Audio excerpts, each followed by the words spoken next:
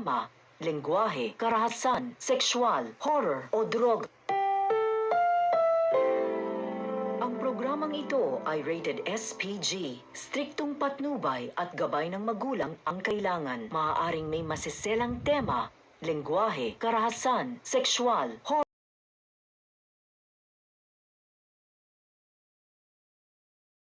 Lalo pang sumigaw ang mga tao, ipako siya sa krus.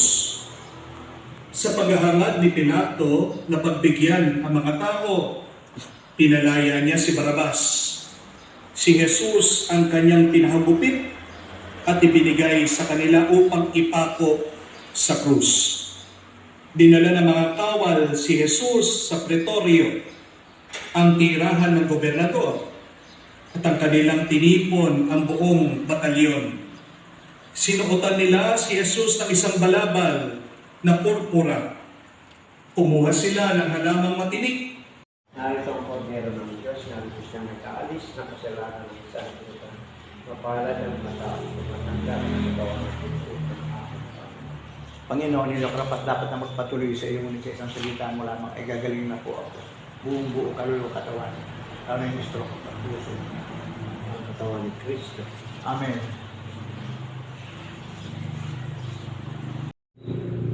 Magawain tayo ng aming pagkakataon ng pagkukulang at kasalanan. At lagi tayong pagkumain sa buhay na walang hanggan. Amen.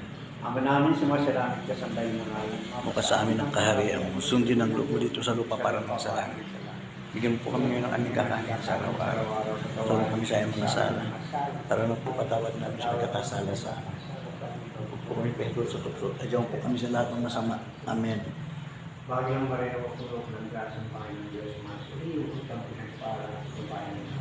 Pinagpala naman ang Diyos natin si Jesus. Kaya yan ang Diyos.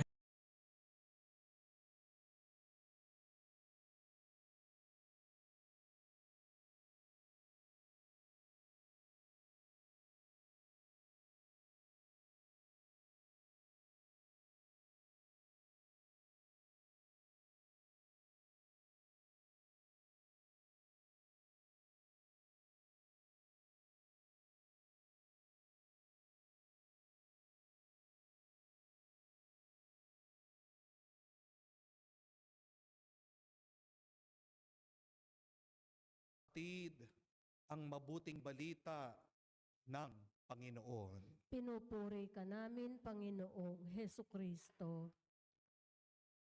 Magandang araw po muli sa inyong lahat. Inuumpisan po natin sa linggong ito ang tinatawag nating mahal na araw. Napakaganda po ng tawag nating mga Pilipino sa Holy Week. Hindi lang po mga banal na araw ito, kung hindi mahal na araw. Anong ibig sabihin ng mahal? Dalawa po ang kahulugan. Mahal, ibig sabihin ay may halaga, may presyo. Mahal, ibig din sabihin, pag-ibig ang ating busilak, mabuting nararamdaman. Ang mga susunod na araw, mga kapatid, ay mga mahal na araw, mahahalagang araw. Alalahanin natin ng ating kaligtasan ay may kapalit buhay ng Diyos. Binuwis ni Jesus ang kanyang sarili para tayo. Inuumpisan po natin sa linggong ito ang tinatawag nating mahal na araw. Napakaganda po ng tawag nating mga Pilipino sa Holy Week. Hindi lang po mga banal na araw ito, kung hindi mahal na araw.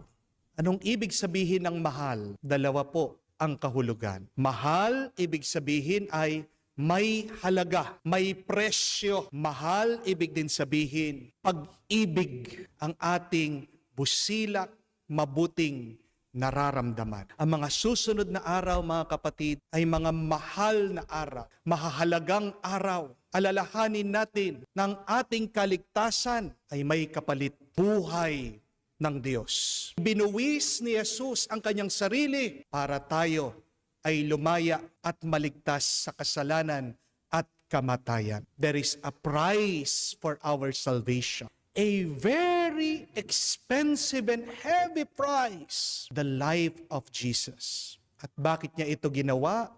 Dahil mahal na mahal niya tayo.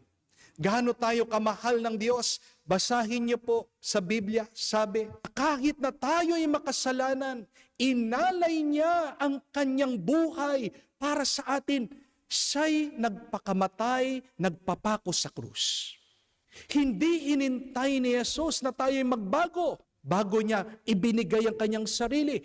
Kahit na hindi pa tayo nagbago, inalay na niya, inubos na niya lahat-lahat para sa atin. Kung gaano tayo kamahal ng Diyos. Hari nawa, ganyan din natin siya mahalin. Buong isip, buong puso, buong lakas, kaluluwa natin. Huwag sana nating sayangin ang mga mahahalagang at mahal na araw na ito. At pagdasal natin na kung tayo man ay magsisimba araw-araw, kung tayo man ay mananalangin, sana makatulong ito kahit nakakaunti para sa ating pagbabago, para sa ating pagbabalik loob sa Diyos, para makamukha natin ang ating Panginoong Hesukristo. Amen? Ang tanong ko lang po sa inyo, sino po sa inyo dito